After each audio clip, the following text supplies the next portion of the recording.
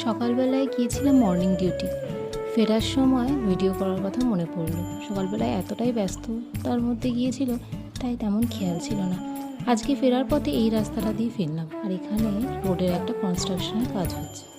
আমার শ্বশুরবাড়ির এই গন্ধরাজ ফুলের গাছটাই কিন্তু 12 মাস এতটা করে ফুল হয়। আর এটা হচ্ছে দুর্গা মন্দির। তারপর বাড়ি চলে এসে ফ্রেশ হয়ে আমি একটু রেস্ট নিয়ে নিচ্ছিলাম। কাল আলতা পরেছিলাম আর পাটা আজকে একটু অন্যরকম লাগছে। রেস্ট নিয়ে সন্ধ্যেবেলায় উঠে পড়েছি। তারপর একটু ফ্রেশ হয়ে নিয়ে আমি আমার স্কিন কেয়ারটা করে নিলাম। সারাদিনের অর্ধেক সময়টাই হসপিটালে আজকে কেটে গিয়েছে। আর আমার ছাদের পাশে যে আম গাছটা রয়েছে সেখানে অনেক আম ধরেছিল, কিন্তু আগের দিন বৃষ্টির কারণে সব ঝরে গেছে। আর এই আমটাও এই ঝরে গেল।